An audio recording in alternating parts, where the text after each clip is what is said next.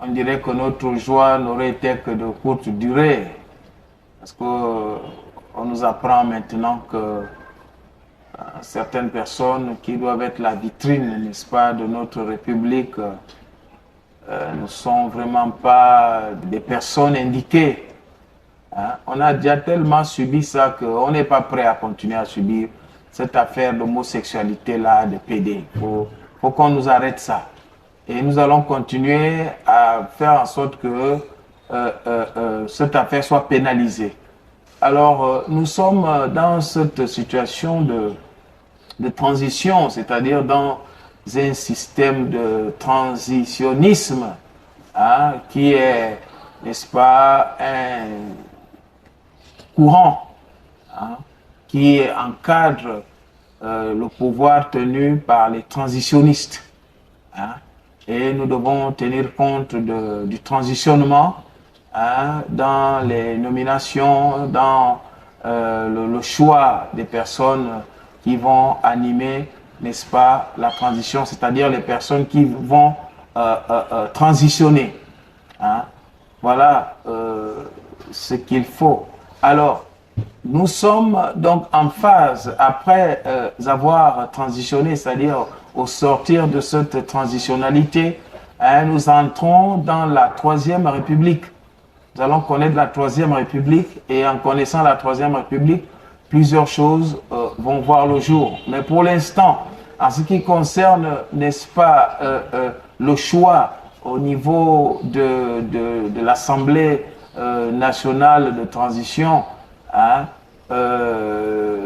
qui sera composée de 70 membres, c'est-à-dire 50 proposés par les partis politiques reconnus et 20 nommés parmi les hauts cadres de la République. Nous devons peut-être tenir compte de ceci. Hein, voyons un peu ce que nous allons appeler une forme de répartition, n'est-ce pas, hein, hein, regardez ça. C'est-à-dire l'Assemblée nationale peut être comme ça. C'est-à-dire on a les provinces, nous avons 50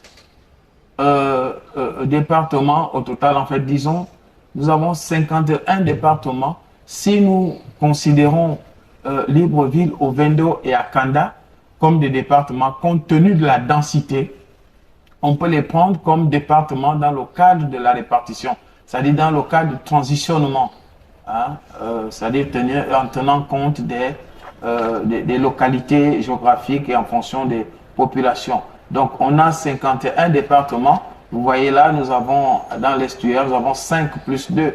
Ça veut dire que 5 départements classiques. Et puis, nous avons Ovendo et Akanda. Hein, en gros, le Grand Libreville, n'est-ce pas, qui peut être considéré comme ayant 3 départements en son sein. Et nous avons le G2. Hein, nous avons toutes les provinces. Au total, nous avons 51 départements. Et donc, si nous attribuons d'abord un député par département, nous avons déjà 51 députés. Il reste 19 sur les 70. Et sur les 19, on ajoute encore, en fonction de la densité, on ajoute 4 députés dans l'estuaire, 2 dans le Haut-Ogooué, 1 au Moyen-Ogooué et 2 dans les autres provinces qui restent.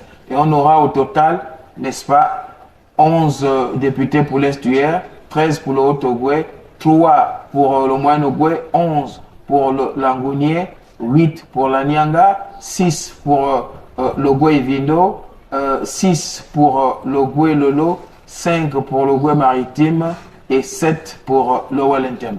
Donc, vous voyez, cette répartition-là, elle est simple en tenant compte, n'est-ce pas, des localités. Alors, si on veut le respecter ainsi. Et en ce qui concerne le Sénat peut également avoir, vous voyez, il y a des compartiments où il faut, on a parlé de 10 sénateurs nommés qui proviennent des personnalités qui ont marqué l'histoire du pays, tout ça là, qui ont servi. Hein, on peut prendre sur les 10, hein, nous avons sur les 10, on peut prendre 2 pour l'estuaire et 2 et un sénateur par province, ce qui fait 10. Hein, un sénateur par province. Les autres provinces peuvent avoir un sénateur et l'estuaire peut avoir 2 sénateurs. C'est la répartition qui peut marcher. Et la même chose peut aussi aller avec les 10 qui sont choisis dans dans le patronat, n'est-ce pas? Ça peut respecter la même règle pour les 10 du patronat. Pour les 10 de la société civile, ce sera peut-être un peu difficile parce que dans la société civile, on a besoin des personnes qui ont marqué aussi l'histoire du pays dans la société civile. Donc, il sera un peu difficile de respecter le transitionnement au niveau de cette répartition-là. Ainsi que, mais par rapport aux confessions religieuses, c'est simple. Aux confessions religieuses, vous avez, c'est 5, il y a 5 sénateurs. Et nous avons également, dans les confessions religieuses, nous avons 5 grands pôles. Nous avons les catholiques qui peuvent avoir un sénateur. Nous avons les protestants qui peuvent avoir un sénateur. Nous avons l'Alliance chrétienne, un missionnaire, l'Église d'Alliance chrétienne et missionnaire du Gabon qui peut avoir un sénateur.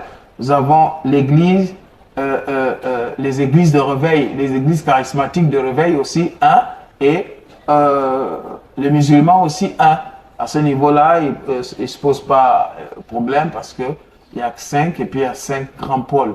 Et puis le reste aussi, sur le plan traditionnel aussi, ça peut être pris par ce genre de groupement-là en fonction de leur organisation. Donc, ce que je voulais souligner, c'est que en entrant dans la Troisième République, on aura besoin toujours de personnes intègres. Rien qu'en composant ces assemblées-là, hein, si vous choisissez les gens au patronat, il faudrait être sûr que ce n'est pas les gens qui ont fait des fausses factures aussi. Hein, et puis, les gens qui ont participé aux crimes rituels aussi pour des personnalités. Hein, il faut vraiment prendre du temps pour regarder ça.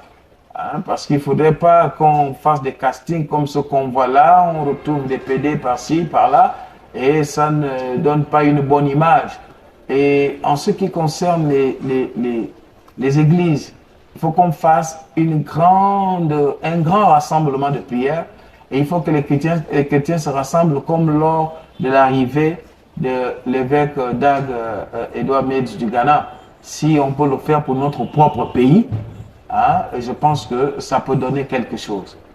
Hein, nous devons nous mobiliser, nous devons demeurer dans la prière. Ce n'est pas des bons signes. Lorsqu'on commence déjà les premières nominations, on commence à voir des choses bizarres qui arrivent. Nous devons nous mobiliser pour que vraiment le Seigneur soit au contrôle du début à la fin.